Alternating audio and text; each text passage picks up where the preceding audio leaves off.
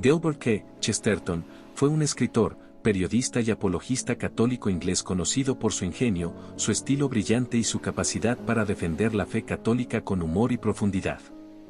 Su afilada pluma combatió las ideologías modernas, defendiendo la tradición y el sentido común frente al relativismo. Chesterton reflexionó sobre la importancia de la ortodoxia, es decir, de la búsqueda de la doctrina correcta y verdadera, en contraposición con la herejía, palabra que deriva del griego aideo, que significa tomar y que, en este contexto, implica extraer elementos del sistema ortodoxo, pervirtiéndolo, sin pensar en las consecuencias. Queridos miembros de la Nueva Cruzada, en esta ocasión, les traemos, de este gran autor, los comentarios introductorios sobre la importancia de la ortodoxia, de su libro titulado Los herejes. Y ahora escuchemos. La importancia de la ortodoxia. G. K. Chesterton. Nada expresa mejor el enorme y silencioso mal de la sociedad moderna que el uso extraordinario que hoy día se hace de la palabra ortodoxo. Antes, el hereje se enorgullecía de no serlo. Herejes eran los reinos del mundo, la policía y los jueces. Él era ortodoxo. Él no se enorgullecía por haberse rebelado contra ellos, eran ellos quienes se habían rebelado contra él.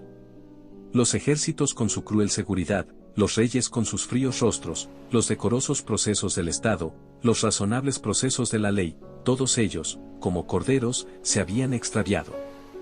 El hombre se enorgullecía de ser ortodoxo, de estar en lo cierto. Si se plantaba solo en medio de un erial ululante era algo más que un hombre, era una iglesia. Él era el centro del universo, a su alrededor giraban los astros.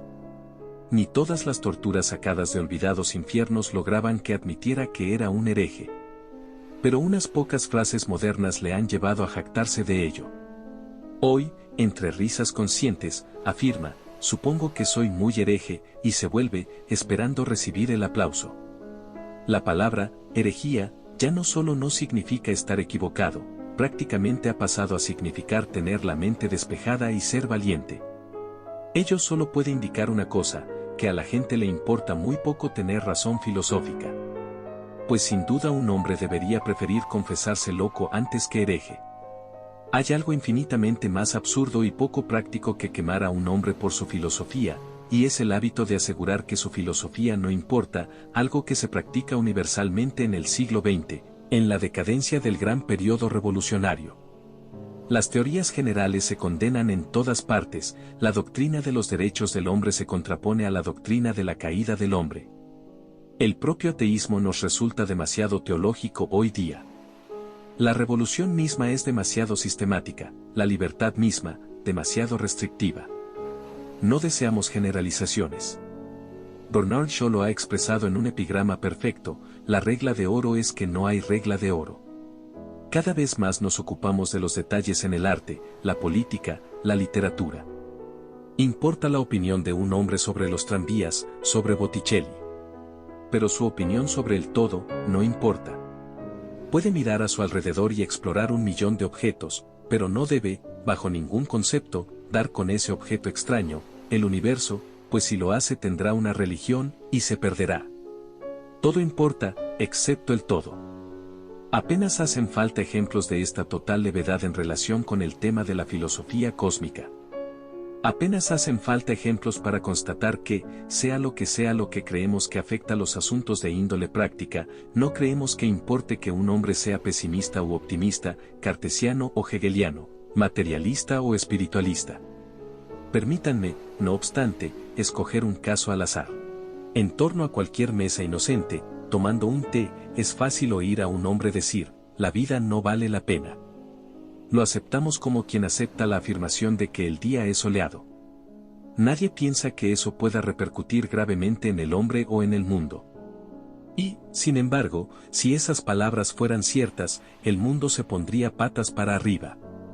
A los asesinos les concederían medallas por librar a los hombres de la vida, a los bomberos se los denunciaría por impedir la muerte, los venenos se usarían como medicinas, se llamaría a los médicos cuando la gente se sintiera bien, las sociedades filantrópicas serían erradicadas como hordas de asesinos. Y, sin embargo, nunca especulamos sobre si ese pesimista fortalece o desorganiza la sociedad, pues estamos convencidos de que las teorías no importan. Esa no era precisamente la idea de quienes nos introdujeron a la libertad. Cuando los viejos liberales suprimieron las mordazas de todas las herejías, su idea era que, de ese modo, pudieran producirse descubrimientos religiosos y filosóficos. Para ellos, la verdad cósmica era tan importante que todos debíamos poder aportar nuestro testimonio independiente. La idea moderna, por el contrario, es que la verdad cósmica importa tan poco que nada de lo que alguien diga sobre ella es relevante. Aquellos liberaron la investigación como quien libera a un perro noble, estos la liberan como quien devuelve al mar un pez no comestible. Jamás ha habido tan poco debate sobre la naturaleza del hombre como ahora, cuando precisamente, por primera vez, todos pueden debatir sobre ella. Las viejas restricciones implicaban que solo a los ortodoxos se les permitía abordar el tema de la religión. La libertad moderna implica que a nadie le está permitido abordarlo. El buen gusto, la última y más vil de las supersticiones humanas, ha logrado silenciarnos allí donde el resto había fracasado. Hace 60 años era de mal gusto ser ateo reconocido. Luego llegaron los últimos hombres religiosos, los últimos para quienes Dios era importante. Pero no pudieron hacer nada, hoy sigue siendo de mal gusto ser un ateo declarado. Pero su agonía solo ha conseguido que hoy sea también de mal gusto ser un cristiano declarado. La emancipación solo ha logrado encerrar al santo en la misma torre de silencio que ocupaba el heresiarca. Y entonces decimos que esa es la absoluta libertad de los credos. Con todo, hay personas, entre las que me cuento, que creen que lo más práctico e importante de los hombres sigue siendo su concepción del universo. Creemos que para la propietaria de una casa de huéspedes que esté pensando en aceptar a un nuevo inquilino es importante conocer sus ingresos, pero más importante aún es conocer su filosofía. Creemos que para un general a punto de luchar contra el enemigo es importante conocer la filosofía de dicho enemigo. Creemos que la cuestión no es si la teoría del cosmos influye sobre las cosas, sino si, a largo plazo, hay alguna otra cosa que influya sobre ellas. En el siglo XV, los hombres interrogaban y torturaban a otros por predicar actitudes inmorales. En el siglo XIX, jaleamos y elogiamos a Oscar Wilde por predicar esa misma actitud, y después le rompimos el corazón al condenarlo por llevarla a la práctica. Tal vez pueda cuestionarse cuál de los dos métodos resulta más cruel, pero no cuál resulta más descabellado. La época de la Inquisición, por lo menos, no vivió la vergüenza de crear una sociedad que convirtió en ídolo a un hombre por predicar las mismas cosas por cuya práctica le condenaron. Hoy, en nuestro tiempo, la filosofía o la religión, es decir, nuestra teoría sobre las cosas más elevadas, ha sido expulsada, más o menos simultáneamente, de dos de los campos que ocupaba. Los ideales generales dominaban la literatura. Y han sido expulsadas de ella al grito de, el arte por el arte. Las ideas generales también dominaban la política. Y han sido expulsados de ella en aras de la eficiencia, al grito de lo que podría traducirse libremente por la política por la política. Con gran persistencia, a lo largo de los últimos 20 años, los ideales de orden y libertad han menguado en nuestros libros, la ambición de ser ingeniosos y elocuentes ha disminuido en nuestros parlamentos. La literatura se ha vuelto deliberadamente menos política, la política se ha vuelto deliberadamente menos literaria. Y así, las teorías generales sobre la relación que existe entre las cosas han desaparecido de ambas. Y estamos en posición de preguntar, ¿qué hemos ganado o perdido con esta desaparición? ¿Es mejor la literatura, es mejor la política, tras haber descartado al moralista y al filósofo? Cuando todo lo relacionado con un pueblo se vuelve débil e ineficaz, se empieza a hablar de eficacia. Lo mismo sucede cuando el cuerpo de un hombre zozobra, entonces ese hombre, por primera vez, empieza a hablar de salud. Los organismos vigorosos no hablan de sus procesos sino de sus metas. No puede haber mejor prueba de la eficacia física de un hombre que cuando habla alegremente de un viaje al fin del mundo. Y no puede haber mejor prueba de la eficacia práctica de una nación que cuando habla constantemente de un viaje al fin del mundo, un viaje al día del juicio y a la Nueva Jerusalén. No hay mayor señal de absoluta salud material que la tendencia a perseguir alocados ideales, es durante la primera exuberancia de la niñez cuando pedimos la luna. Ninguno de los hombres fuertes de las eras fuertes habría comprendido el significado de trabajar para la eficacia. Hildebrand no habría dicho que trabajaba para la eficacia, sino para la Iglesia Católica. Danton no habría dicho que trabajaba para la eficacia, sino para la libertad, la igualdad y la fraternidad. Incluso si el ideal de esos hombres era, simplemente, echar escaleras abajo a otros hombres de un puntapié, pensaban en las metas, como hombres, y no en los procesos, como paralíticos. No decían, elevando con eficacia mi pierna derecha, usando, como constatará, los músculos del muslo y la pantorrilla, que se hallan en perfecto estado, yo. Ellos sentían las cosas de otro modo. Se hallaban tan impregnados de la hermosa visión del hombre a los pies de una escalera, que en ese éxtasis el resto seguía como un destello. En la práctica, el hábito de generalizar e idealizar no significaba en absoluto sucumbir a una debilidad mundana. La época de las grandes teorías fue época de grandes resultados. En la era del sentimiento y las buenas palabras, a finales del siglo XVIII, los hombres eran en realidad robustos y eficaces. Quienes vencieron a Napoleón eran unos sentimentales. Hace 100 años eran los retóricos quienes dirimían, triunfantes, nuestros asuntos, para bien o para mal. Ahora, a nuestros asuntos los embrollan, irremediablemente, los hombres fuertes y silenciosos.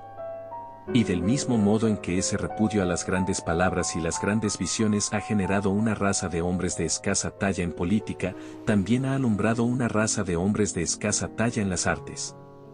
Nuestros políticos modernos se abrogan la licencia colosal de un César y un superhombre, defienden que son demasiado prácticos para ser puros, y demasiado patrióticos para ser morales, pero el resultado de todo ello es que un mediocre llega a ministro de Economía. Nuestros nuevos filósofos artísticos exigen la misma licencia moral, una libertad para destrozar cielo y tierra con su energía, pero el resultado de todo ello es que un mediocre llega a poeta laureado. No digo que no existan hombres más fuertes que estos, pero diría alguien que existen hombres más fuertes que aquellos de la antigüedad, dominados por su filosofía y comprometidos con su religión. Puede discutirse si el compromiso es mejor que la libertad. Pero a cualquiera le resultaría difícil negar que su compromiso dio más frutos que nuestra libertad. La teoría de la inmoralidad del arte se ha establecido con firmeza entre las clases estrictamente artísticas. Tienen libertad para producir lo que se les antoje. Tienen libertad para escribir un paraíso perdido en el que Satán venza sobre Dios. Tienen libertad para escribir una divina comedia en la que el cielo se halle bajo el suelo del infierno. ¿Y qué han hecho? Han producido, en su universalidad, algo más grande y más hermoso que las palabras pronunciadas por el aguerrido católico gibelino. Sabemos que solo han creado unos pocas redondillas. Y la razón es obvia. Incluso la blasfemia es un efecto artístico, porque depende de una convicción filosófica. La blasfemia depende de la creencia, y se desvanece con ella. Si alguien lo duda, que se ponga y que trate de elaborar ideas blasfemas sobre Thor. Creo que, al final del día, su familia lo hallará en un estado de cierto agotamiento. Así pues, ni en el mundo de la política ni en el de la literatura, el rechazo a las teorías generales ha demostrado ser un éxito. Tal vez hayan existido muchos ideales descabellados y engañosos que, de vez en cuando, han desconcertado a la humanidad. Pero no ha existido, sin duda, un ideal en la práctica más descabellado y engañoso que el ideal de la practicidad. Con nada se han perdido más oportunidades que con el oportunismo de Lord Rosebery. Él es, ciertamente, un símbolo viviente de esta época, el hombre que es, en teoría, un hombre práctico, y en la práctica resulta menos práctico que un teórico. Nada en el universo resulta menos sensato que esa veneración por la sabiduría mundana. Un hombre que no deja de pensar en si esta o aquella raza es fuerte, en si esa o aquella causa resultan prometedoras. Es el hombre que jamás creerá en nada el tiempo suficiente como para que se imponga aquello en lo que cree. El político oportunista es como el hombre que deja de jugar al billar porque le han ganado al billar, que deja de jugar al golf porque le han ganado al golf. No hay nada que debilite más, a los efectos de algo que funcione, que esa inmensa importancia que se le otorga a la victoria inmediata. No hay nada que fracase tanto como el éxito.